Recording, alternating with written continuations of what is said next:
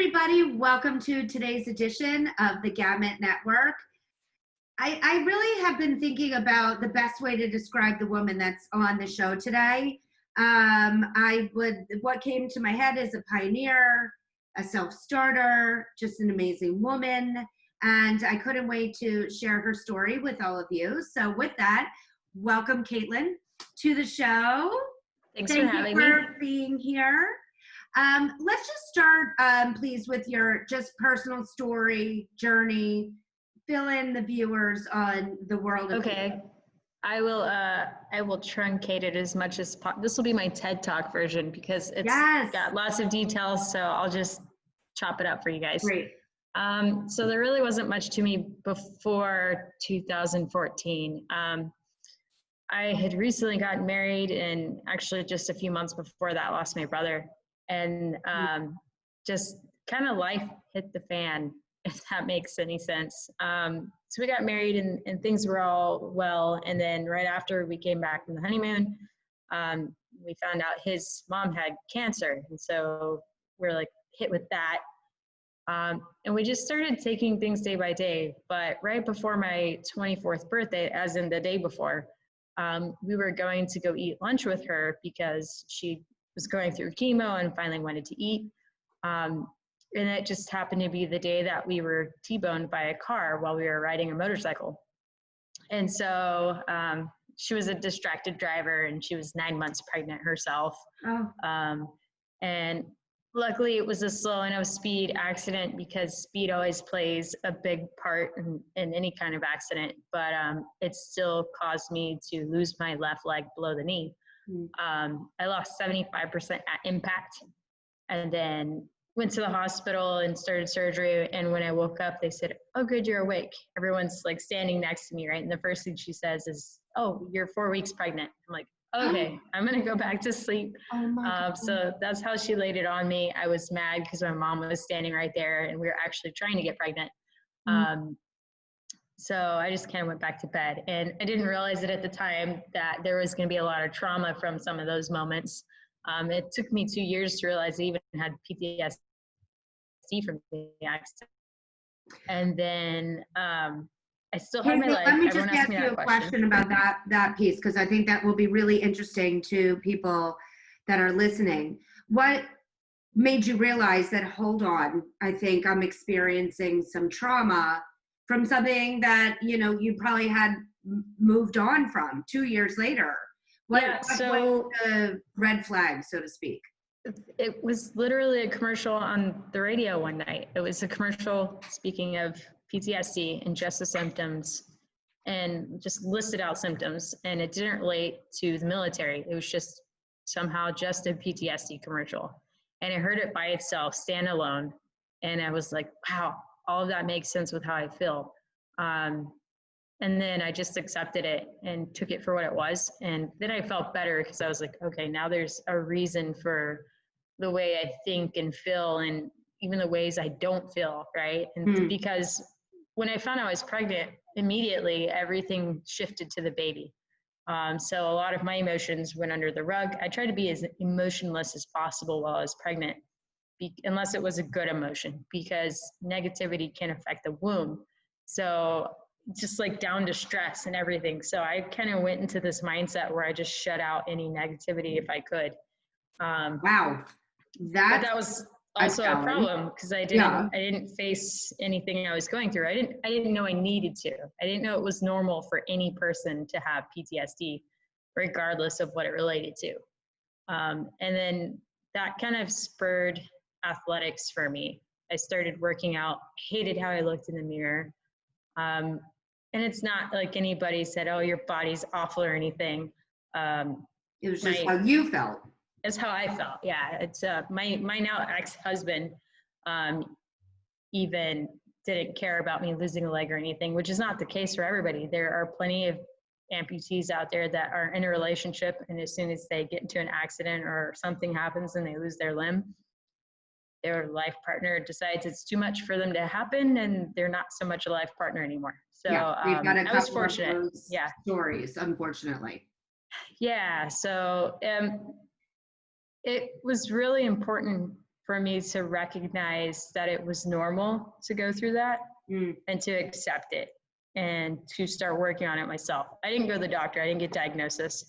It was simply something where I checked off every single symptom and just started working on it myself, because that's what I needed to do. Mm. And then So, that spurred fitness. got it. Okay, so now you're 27.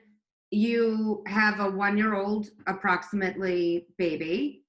You I was probably 24, 20. I was 25. I turned 25 when she was born, so it's probably 26. 26. I just turned 30. Oh, cool. Oh, happy birthday. Thanks. But so life is very different, right? You're a Mhm. mom, you're managing now with a limb difference, you have a prosthetic, I'm sure that was a new normal. So then I'm going to make the assumption that that's what athletics helped you to manage. Yeah, and at the same time, we're still going through cancer with his mom. Oh. She ended up passing away a year after her diagnosis. She stayed alive long enough to basically meet her grandchildren, because my sister-in-law at the time was 5 weeks behind me in pregnancy. So we had ours close together. And then, a year after that, my mom got leukemia. And so the moment when you need your family most, it starts falling apart on both sides, and we don't have anyone to really keep us together. And we don't even recognize that we needed that. So sports became my focus, and my daughter became my focus too. Because before her, I probably would have never touched sports. My first goals were to walk and to run before her, which seemed pretty lofty. I knew I at least had a reasonable timeline though to follow, because I knew probably by a year she would start walking. So I knew I needed to start working towards this goal. And I met both goals actually before she walked. And that was my catalyst. Before that? How were you mobile before you walked? Mostly in a wheelchair. I got my first prosthetic by August of that 2018, but I was super pregnant and it was just a temporary socket. And then by the beginning of my 3rd trimester, I took my first 3 steps unassisted and the socket cracked. Oh boy. Because it was just a check socket. It wasn't supposed to be forever. And so it cracked, and I immediately took it off because I could feel it was injuring my leg more, and went back to the wheelchair. And then my wheelchair didn't have any brakes. And so I got up in the kitchen to grab something and went to sit back down, and it had rolled away from me in the kitchen. And I was super pregnant, and I started falling, and it was either fall on my leg or fall on the baby. And I wasn't going to fall on my butt or on my belly any other way. So I ended up falling on my leg, and I actually rebroke the residual limb. So I got put out again, another minimum 6 to 8 weeks. And by then I was extremely pregnant in a wheelchair. I gained like 61 pounds because I wasn't very active. I was eating awful. By the time I went to the hospital though, I finally had her. It was a 32-hour, really long labor. And then as soon as I got up after delivering, I noticed my balance was back. I had no idea how much harder it was for me to walk until my balance came back. And then I was like, oh, I didn't realize it was this hard. I didn't realize I was working Do you extra. think it was because you were pregnant, so pregnant, that on a good day, any able-bodied person is off balance? Yeah, that's the only time your spine changes shape like that in such a short amount of time, and you don't even realize you're struggling with balance. So it came back, and then I was like, okay, now I can actually learn how to walk. So by the end of it, I had to learn how to walk 4 times. And then, like another year of losing baby weight and everything. And it wasn't until 2016 that I did my first 5K. Amazing. And so was running your sport of choice, or tell us about what you get involved in? So I wasn't even thinking about running until my prosthetist said, hey, you can fill out this grant from the Challenge Athletes Foundation and get a running prosthesis. And I was like, sweet, what do I need that for? Because I wasn't thinking about sports at all. I was like, I guess I could use a running blade to, run after my kid if she goes into the street, or run away from a robber or something. I don't know. It wasn't very logical thinking at the time.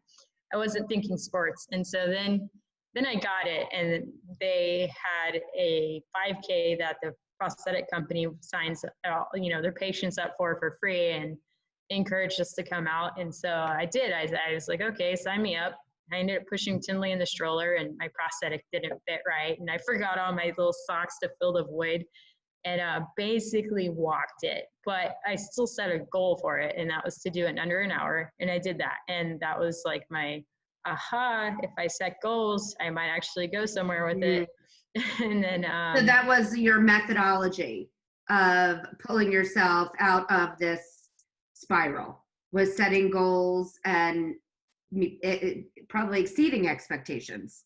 Yeah, that was the thing. I tried to set something that was realistic in my goals enough that if I succeed, if it's a struggle, I still succeeded. And if it was easy, then I realized I should probably push myself harder. And then it gave me motivation to move forward. So then that turned into lots of different sports, because I didn't know what I was good at or bad at. So I just started trying everything. And I'm the kind of person that really likes to try all kinds of things. And my nonprofit kind of reflects that too. So now let's jump into that for a second. What was the catalyst to start Be More Adaptive?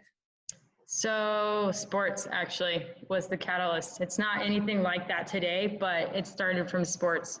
When I started going into all these different sports and fitness workout realms, right? Everybody that I was connected with via Facebook, amputees, people in wheelchairs, I just started networking like crazy, trying to find people to relate to at first. And then I just started looking for anybody to relate to with disability. And we started connecting through sport, and people would see me do all this and they go, oh, how'd you get involved in this sport or that sport? Or how'd you get a running blade? And you'd start asking me all these questions. And it wasn't very long that my network exceeded my knowledge. And so they would ask me questions that I didn't have the answer to. I didn't have the experience. I didn't have the knowledge. Like, I can only relate to being a left below knee amputee with nothing else wrong with her. Can't relate to somebody who has multiple disabilities or spinal injuries or intellectual differences. Like, I was out of my realm. So I started using my network to help each other. So it started out a Facebook group called The World of Adaptive Sports and Fitness. And the point of it was that everybody could share their little resources with, at that time, just sports and fitness and just physical disabilities. Because again, that was just my realm. And so after that, after about a year of that, like day one, we had over 600 members and nobody left. And I was like, this is weird. This isn't how Facebook works. And so, and now we have, we're getting close to the 1,700 mark. Amazing. Just like solid members that stay and they're interactive. A community. You formed a community. And why I wanted to bring up that word specifically is because it's something that we've heard over and over in the interviews, that a community, support, people that understand is what helped, in some cases, the person survive emotionally. Yeah. And so you realized that you could bring together people that, as you said, have different knowledge than you do, that could be helping what their needs are. And I think that's really, really amazing. And I didn't really understand at the time, but it was giving me purpose and it gave me direction with what I was trying to do. At first, it was just, hey, a bunch of my friends that we chit chat all the time and let's connect. And then after about a year, I realized it needs to be a lot more than what it was. And it needed to be beyond physical disabilities and beyond just sports and fitness. And that's how it really turned into the nonprofit. We got the 501c3 status in 2019, March of 2019. We formed in December of 2018 officially. So it's still a baby. We're almost to our second year officially, but it feels like longer for me because I've been doing it for longer. But absolutely. And can you share with everybody what the mission of Be More Adaptive is, and how people can find out more information about it? Yeah, absolutely. So the whole purpose of Be More Adaptive is to be the largest collective adaptive resource. And what collective means is we're not the only resource, meaning we take all the resources that are out there and we put them in one place so that everybody can access them as easily as possible. Just think about it when you go onto Google, right, or whatever your search engine is, and you try to find some kind of resource for whatever your needs are. How many options populate? How many options populate that are actually adaptive? I can tell you about 99% of those options don't relate to the adaptive realm at all. Some of them are just trash. So we want to take that little number and make it just a little more finite for the community, and also more useful. So basically, where Google and Amazon, they had an adaptive baby, and bam, it was Be More Adaptive. But so I mean, anywhere you find Be More Adaptive, you can find us. You can bemoreadaptive.org, which everything's all connected there. We're Be More Adaptive on Facebook and Instagram. The only thing I don't mess with is Twitter, because I don't have time for Twitter. But, but anywhere else, you can find Be More Adaptive. And email, it's all attached to everything. So if you have questions on everything from finding adaptive clothing to resources for, let's say, wheelchairs or something like that, are they going to Be More Adaptive to find all of the above? Yes, and that's the goal. So we're working on, actually, it's in the process right now, a database that will have all this information that's much more easy to access than just coming to me and saying, what do you remember? Because I don't remember everything. But you can come to us about any topic of the adaptive community, any disability, temporary, permanent. We want to be able to have a resource for you. And especially if you want to partner with us, that makes it easier for us to say, yes, we do have this resource, and here they are, and we can connect you. So we're here to be the missing link, to connect you between those resources and the people who need them. Now, I've asked this question before, and I'm curious what your answer is going to be. What would you say is the best part of Caitlin post-accident? Post-accident. And is she different than Caitlin pre-accident? She is different. Not just for sure. physically. Not just that's for sure. Yeah. No, mentally, for sure. Mentally.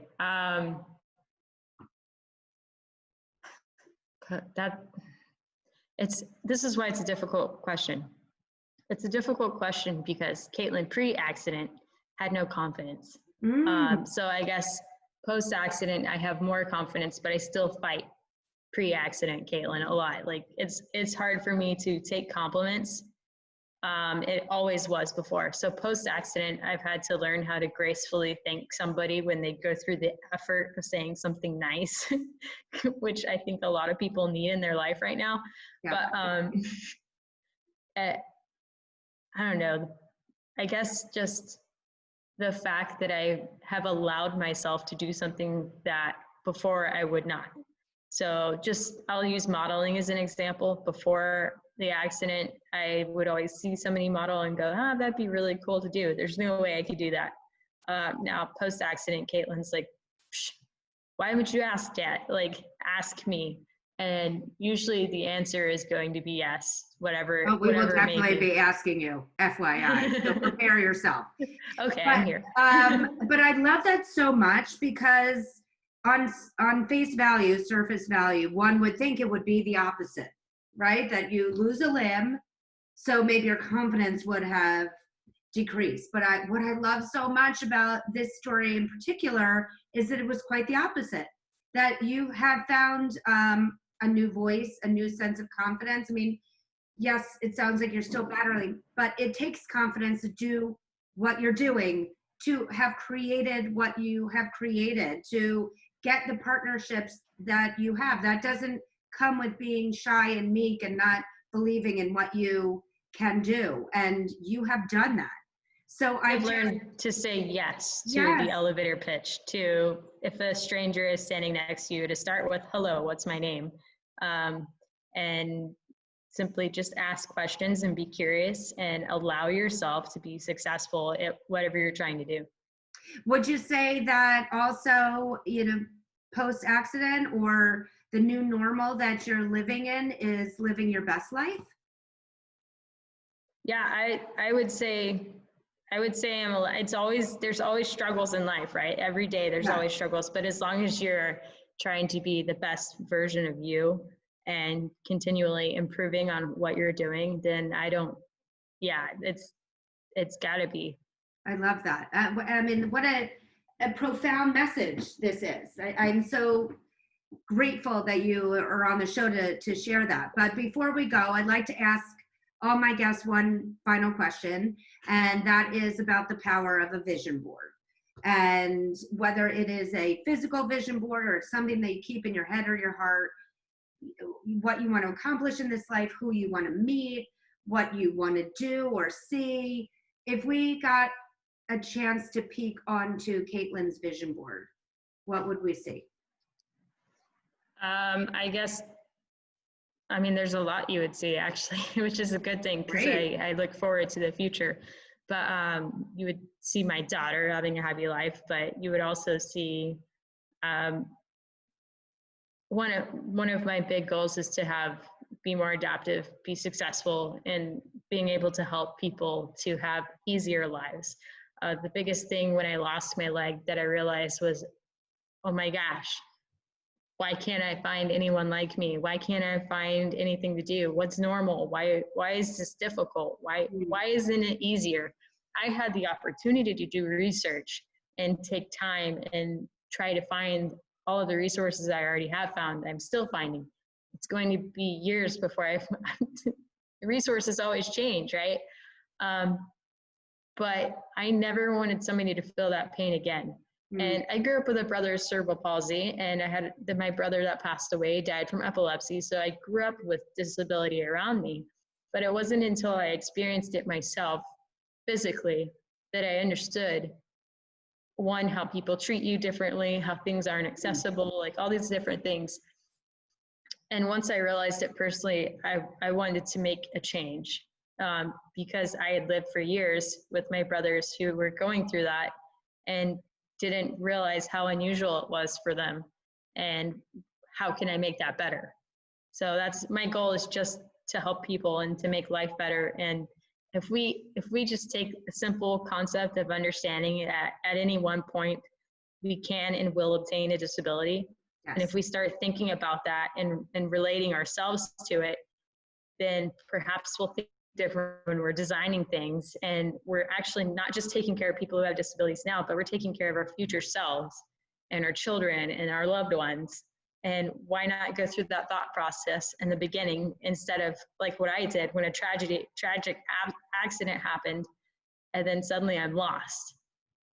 Whereas if I had a resource, I would have been like, oh my God, there's people out there doing this. There's Paralympians. There's all these people giving amazing speeches, and I have an entire list of things that I can go to, and there's clothing I can find, and somebody's already done it. That's what I see in my vision board. I see somebody having a loss and finding something to help them get through that loss. Beautiful. And so well said. And just to underline, underscore, bold what you said, is the fact of the matter is that people with disabilities are the largest minority on our planet that every single one of us is going to be a part of at some point in our life. So the fact that we aren't planning or involving or creating a world that is made for everyone, including people with disabilities, is almost, we're setting ourselves up for failure. Yeah, yes. I mean, we're setting ourselves up for pain and loss and hurt. And at the beginning, maybe you're thinking of somebody else to make it more accessible, but in the end, you're thinking of yourself and you're thinking of those you love. And I can tell you, every person on this earth has met somebody with a disability, whether they've seen it or understood that they have or not. Absolutely. Right?